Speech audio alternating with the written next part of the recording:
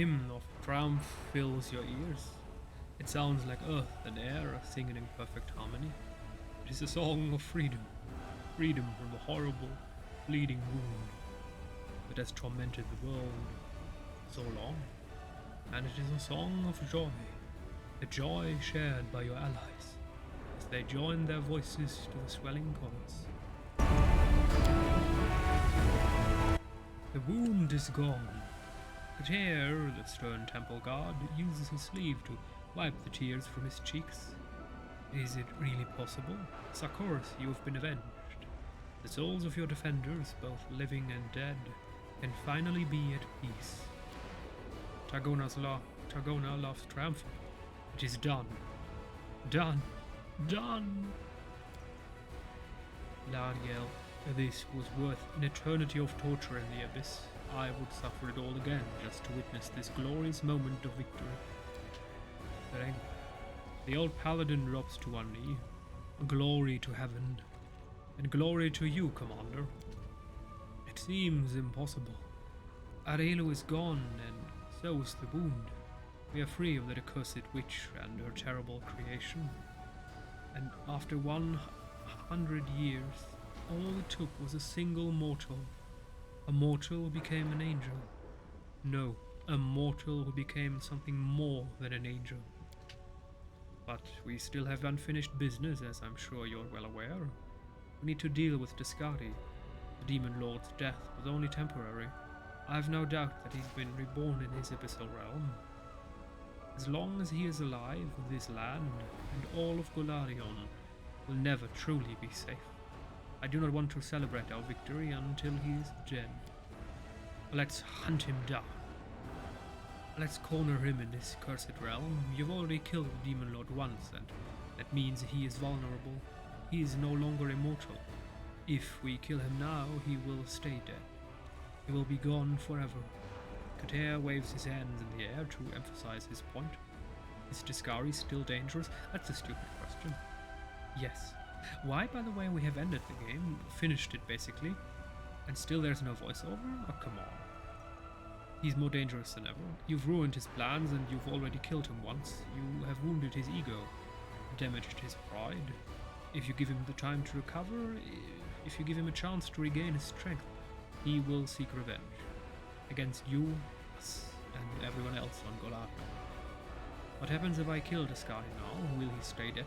Dude, we have heard that. You're stupid. Sometimes the questions are stupid. Therefore, people who never read a book in this game, or never did a side quest, will know all of this. Yes, when a Demon Lord is killed, they are reborn in their realm, but if you can kill them again while they are still weak, they will not come back to life. Fail to wait till Descari. Interesting, I am the flame. Set objective, complete wait till. Okay. Yes, you're right. Neither the world nor my allies will be safe, as long as that monster is alive. Our final battle awaits. Descari will face retribution. Everything comes to an end, one way or another, even Descari's rule. His horrible shadow has loomed over the world long enough. Now it is time for it to fade. When a Demon Lord is slain, they are reborn within their own realm.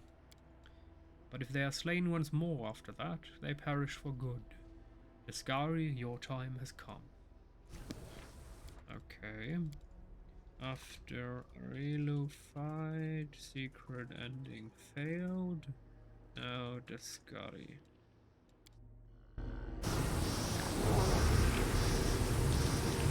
I'm off! Aha! A test of my abilities! Casting rifts. Oh dear.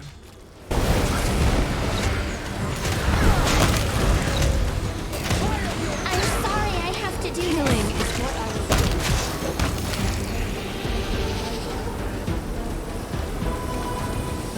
Don't hold back!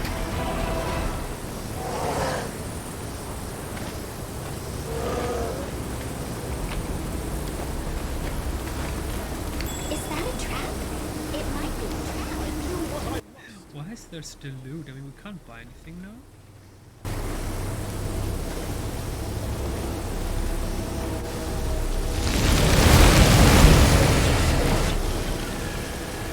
Mortal gnat, How dare you fly into my realm? You hear astonishment in the Skadi's voice, but no fear. Not yet. I silenced your echo. He was just an echo. He was... the Skadi hisses, but you hear the hesitation in his voice. I closed the world wound. You closed the world wound. So what?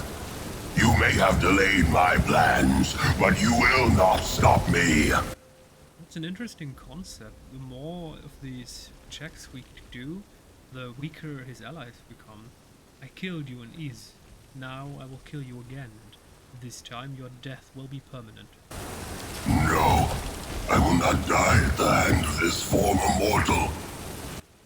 Skadi finally loses his composure. The great demon lord backs away from you like a frightened animal trying to escape a predator.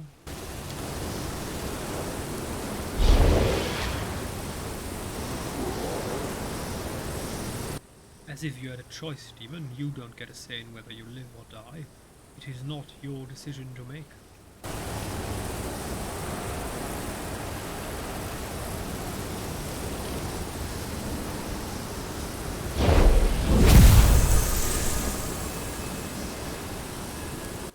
Now it's time for you to pay for all the evil you've caused since the moment of your creation.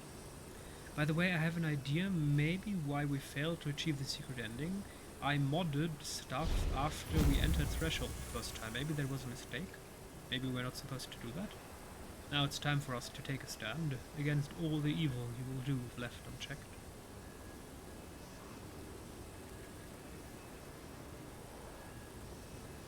Before we do that, we're going back to save before Helu and check all the heart requirements again. For Dresden and for every fallen crusader.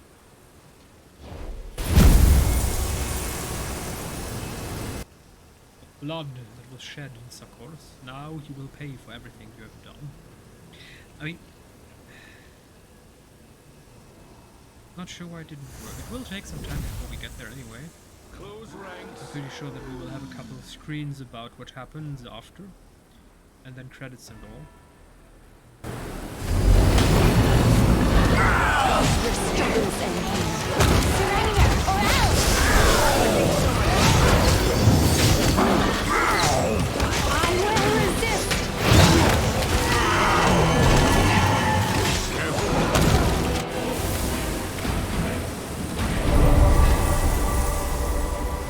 Know that I will be happy to welcome you into heaven after your earthly deeds are completed, if you so desire. A ray of golden light illuminates your face. You hear a solemn choir singing somewhere in the distance. A shining road appears before you, leading heavenward. The words of the goddess appear in your mind unbidden. They are waiting for you there, in the halls of heaven, where true angels belong. The legions of heaven are in need of a new commander.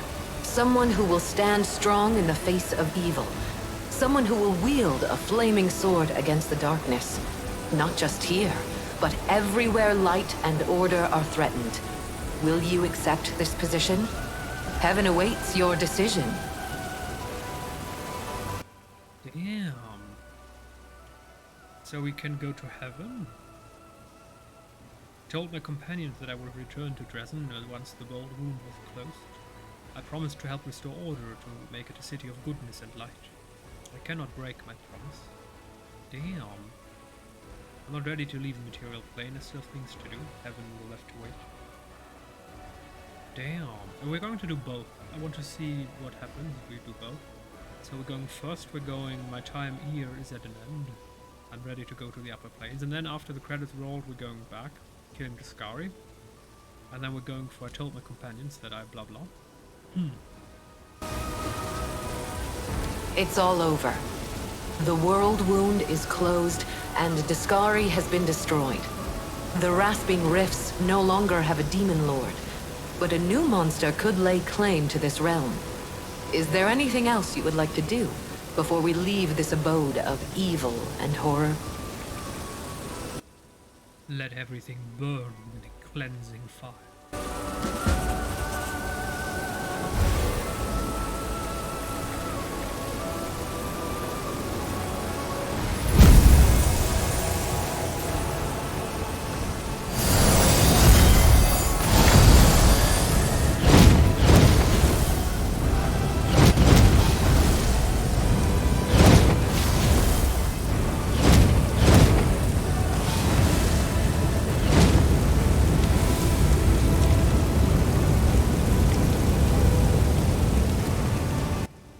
Bright light streams from your hand. Why do we get experience? Isn't the game end? I mean, is it not at an end? It transforms into a burning flame that consumes every surface it touches. This fire, is it from the upper planes or the depth of your heart? It can reduce the rasping rifts to smoldering ruins. Ash and smoke will be all that remains of Biscardi's former realm. Let this be a lesson to every demon lord. They cannot torment the mortal world with impunity. Commander, today you have achieved the greatest victory of all. Your crusade is over, but your story is not finished. Your future awaits. Your glory will live on through the ages. The gleaming gates of heaven open before you, beckoning you to their loving embrace. The voices of the angelic choir rise in a sublime crescendo to welcome their new hero. Their future legions stand ready to greet their new general.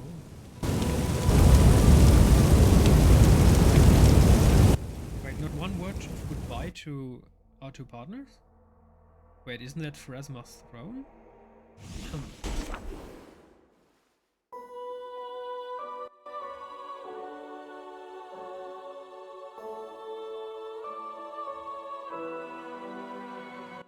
Life and death, destiny and great deeds, answers to mysteries, the search for one's true path. The mind can comprehend all of these, and then such concepts can be written down as a sequence of formulas, a series of lines, a chain of thought. But still, a moment always comes when it is time to wrap up, to reach a conclusion, to put a period at the end of the last sentence. Damn. Seriously, game, this beautifully written. And the impossible rift, the bleeding wound that had tormented all of Golarion for 100 years, was finally healed. The life and soul of the one who once inflicted this wound upon the world became the salve. With the death of the witch Arelo Vordesh, the world wound she had created vanished as well. The holy flame that engulfed the rasping rift was felt throughout the abyss. The anger and fear that overtook many abyssal lords almost led to the creation of a coalition against heaven. But, like many other demonic undertakings, this alliance crumbled to dust under the weight of their strife. Even heaven had never known a greater miracle than that of the mortal who had vanquished the demonic power seeded in him by another to ultimately become an angel, a true champion of Golarion. After his victory, the commander did not set aside his flaming sword and instead made his way to heaven to continue his service in the name of good and justice as a general of the angelic host. But Golarion was never far away from his thoughts, and he would often descend to its lands to help those who were suffering or to visit his friends. I knew it. I was about to say when we were about to do the choice, why can't we just get down? I mean, obviously there are hundreds of angels who do it, so surely the chief commander could do it. The impact the commander made upon the world was not confined to the elimination of the wounded. All across Golarion, thousands of hearts burned with righteous fire. Battle hymns and legends about the commander spread through nations and cities, inspiring warriors to heroic feats, and giving valorous souls the strength to oppose evil. On the angel's path, we took actions and made decisions aimed at the just punishment of evil. The Holy Wardens preserved their brotherhood and would often launch raids against cultists and demons who still skulked about the land. The two seasoned paladins, Yaniel and Berenguer, came to enjoy each other's company both in battle and in peace. Their age, similar personalities, and unusual fate brought them closer together. Whether they appeared, they would always be followed by a cruel crowd of young warriors and curious onlookers. all of whom craved to hear their stories or imbibe some of their wisdom and skill. Eliandra, who had given almost her entire life over to duty, devoted herself to the revival of the former lands of Sarkoris. Temples of Pelura and other Sarkorian deities opened their doors once more, and the priests were eager to help heal the wounds of the people and the land. Targona and Lariel could not remain on the material plane for long. They joined the commander in the heavenly host, but whenever their mortal comrades asked for their aid, they would always answer the call. As the leader of the Crusaders, the commander won their loyalty and obedience. Even in the Dark Crusade's darkest hours, the commander found ways to restore the army's supply lines. His military acumen was beyond question. Under his leadership, the divided, poorly trained Crusader forces were reforged into an invincible army. We actually did that, but with modifications. Due to the success of the commander's diplomatic strategy, by the end of the war, Mendev's true political center was Dresden, not Nerosian. After gaining the support of foreign rulers and finding allies in the capital, Dresden became the shining example of the new Mendev, one that was nurtured by the commander's ideas. The significance and accomplishments of the crusade were so great that even a century after the end of the war, Dresden retained its prominence on the map of Avistan. The commander's diplomatic, military, and administrative talent turned the fortress into a key political player. Considerable success in all areas of military campaign. Shortly after the war, Queen Galfrey abdicated the throne of Mendev and departed Nerosian to spend the rest of her long life with her beloved. What? We get a happy ending with Galfrey even though we ascended to heaven? The one who had helped her see that there was more to life than duty. Oh, beautiful. Iomede accepted Galfrey into her celestial army, choosing not to sever the bond that her two most devoted warriors shared. You chose her. Damn. I did not expect this game. You didn't rip it apart, you made it beautiful in the end. Well done. Upon his return to Kinapolis, Hulrun ranted and raged against those who had been governing the city in his absence. But contrary to all expectations, Hulrun's inquisitors were far less vicious than in days past. It seemed the time he had spent fighting in the Fifth Crusade had tempered him somewhat. Your actions allowed Prelate Hulrun to remain ruler of Kinapolis. The ward stones from the chain that once guarded the border of Mendev were carefully disassembled, one by one. The angels that had been trapped inside returned to heaven to heal their wounded spirits and prepare for new battles against evil. Yes, we freed the angels trapped inside the ward stones in the end. The victory over the World Wound changed many things, not just on Golarion, but in the Midnight Isles as well. Nocticula spent many days pondering the words of a certain young and fearless prophet. Before long, the Lady in Shadow openly renounced her realm and named herself the Redeemer Queen. What? You and Ember managed to influence Nocti. You did it, Ember. This revolt against her own demonic nature transformed Nocticula, severed her ties to the Abyss, and brought her to Elysium. There, upon creating a realm named Midnight's Palette, the Redeemer Queen attained divine power and became the patroness of exiles. What? The now vacant throne was instantly seized by Shamira, the Ardent Dream. However, her power could not compare to the might of the Lady in Shadow. The Midnight Isles, which had become a tempting prize for many demons, were plunged into chaos. The demon lord Baphomet suffered a defeat. The World Wound was closed, and the convenient passage to Golarion was sealed along with it. Baphomet shifted his attention to the realms of the other demon lords. A cell of the Templars of the Ivory Labyrinth was soon discovered in Alushinira. The demon lord Tascari died his final death, and his cult perished with him. His followers and demonic minions entered the service of Tascari's sire, Pazuzu. Whether Pazuzu's terrifying rage stemmed from his offspring's demise or from his failure, none can tell. The Tirabades were adamant about retiring from military service, leaving it all behind, and escaping together, but urgent Eagle Watch business forced them to stay for a week, then for a month, then for many years, even as Anivia cursed their lot. However, her eyes would shine with pride. but he was always the first to admit that Irabeth was not the kind of person who could just up and retire. He helped Irabeth to control her inner turmoil and take heart again. The hand of the inheritor returned to the halls of his heavenly mistress. It was difficult to forgive him, for him to forgive himself for his transgressions and his fall. But there were still many places left throughout the multiverse where evil dwelt and injustice was being wrought, and the Herald of Iomide could not abide it. He picked up his sword again and rose to the defense of the weak and defenseless. His friendship with the commander only grew stronger. The two angels often fight side by side to this day. He succeeded in healing the hand of the inheritor of Baphomet's corruption and returned him to heaven.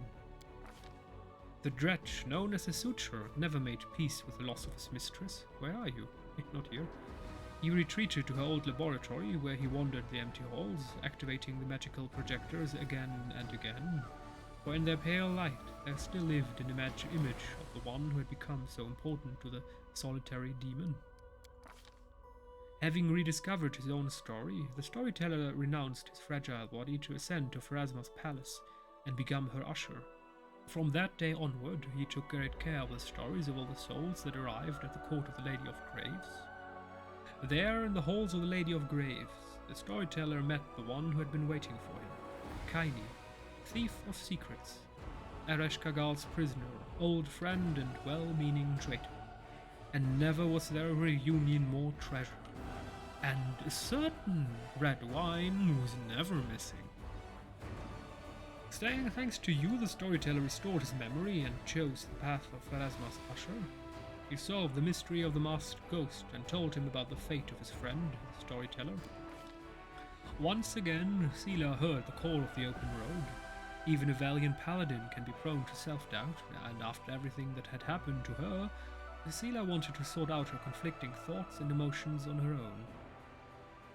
Sela traveled a long way with you, but still remained at a crossroads, not fully understanding her feelings and having failed to help everyone she wanted to. Wait, but we did everything we could. We did every quest. We didn't finish her storyline to the perfect ending? Odd. Once the war had ended, Camellia grew bored and irritable. Shortly afterward, on a moonless night, she vanished. About a month later, an assassin by the name of Mireia arrived in Varisia. She had few things in common with the missing woman, apart from a fondness for cutting the hearts out. Oh my goodness. No. Final drop is completed. Horgul's Worm never saw his daughter again. After the end of the Fifth Crusade, he sold his estate and left for Cheliax, but he successfully married, thus continuing the Gwyrm line. Having properly fulfilled his duty to the mongrels and, to his surprise, avoided death, Lan was suddenly faced with a choice. What to do with his life now that it wasn't going to end anytime soon. His hesitation did not last long, and just a few months later he went on a sea voyage to see the world he had saved. Yes, you helped Lan believe that you trust him. After the victory, Ember simply sat for a long time, staring at the tongues of flame dancing in her hands. Her new powers frightened her. Your joint adventures convinced Ember that sometimes being nice is not enough to bring goodness and light. The awestruck redeemed were ready to hang on her every word, and that frightened her even more. She left without saying goodbye to anyone and continued her endless wayfaring along the roads of Golarion, helping the distressed and punishing evildoers. Many worshipped her as a saint, but she would always respond with, "Please, I am just an ordinary girl." Soon after the war, the tireless researcher of all things researchable embarked on a new journey.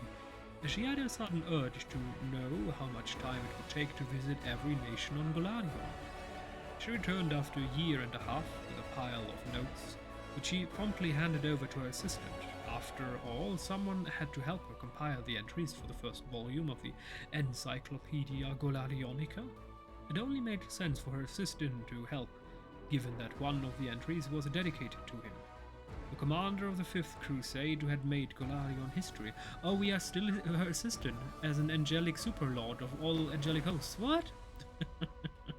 We helped Nenio and managed to become a friend, and you even persuaded her to remember that fact.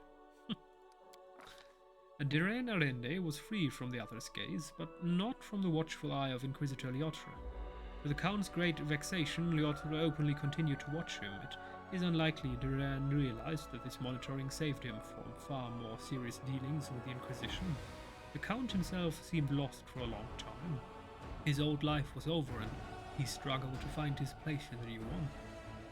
You gained Arende's trust, and with it you got the chance to save him from a terrible fate and the Inquisition Tribunal. After the victory, Sociel returned home. I want to read the text for Jill, hopefully it's next. Now a famed crusader hero, he humbly officiated at the Temple of Chilin, painted, grew sweet-smelling fruits, and made the best wine in the region. His former kindly smile returned less and less often. He avoided talking about the war, and when people asked about his brother's fate, he just curtly replied that Trevor had been killed by demons. You convinced Sociel that his brother is a true hero. During the war, Sociel met an engineer by the name of Aaron Kier.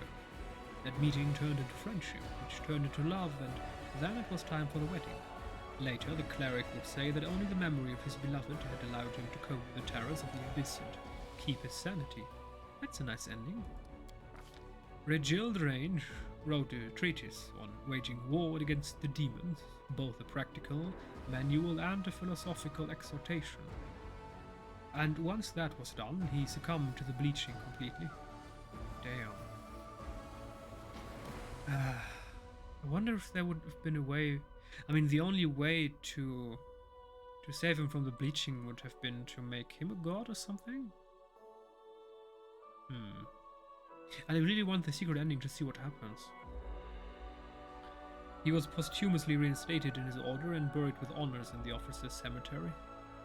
You earned Rigil's respect, both as a person and as his commander.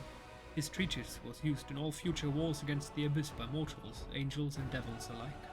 Before he died, he managed to send a letter to the commander. Did it contain sincere farewells or a list of directives? Impossible to say. No one was privy to the contents except the recipient. Well, I am, so what did he say? Come on. After the victory of the World Wound, Greyball did not return to his former profession. After all, the war had shown him that gold was not a good reason to kill. What? We convinced Greyball to get away from the assassination business. Greyball went wandering, and every time he encountered his honorable, unscrupulous behavior, he would not deny himself the pleasure of a confrontation. In Avestan, the brave dwarf was reputed to be a noble knight-errant, but whenever he heard such a thing, he would just let out a good-natured chuckle. He simply enjoyed a good fight. Arushale had changed her nature, completely ridding herself of evil, but she would not dare to live among mortals. She took up residence in a small house away from their settlements. Shortly afterward, rumors began to spread. Some said there was a kind sorceress living in the cottage, or perhaps a reclusive saint, and people would come to her asking for help. She never refused anyone, and in time she earned their trust and friendship. When the former demon was not busy helping mortals, she spent time with the commander, who often visited her at her house. Oh, hello there! So we did not mess up that ending. I love this. This is just realistic. Of course, there are thousands of angels on Golarion. Of course the commander could get there, but it sounded like we would betray our friends, but no. Okay. They had nothing to hide or be ashamed of, and yet in her shyness, Arushale tried to conceal their relationship from prying eyes. This is our Elysium, she would say, yours and mine. No one needs to know about it. You and Arushale were united by true love. Whoa, the heck?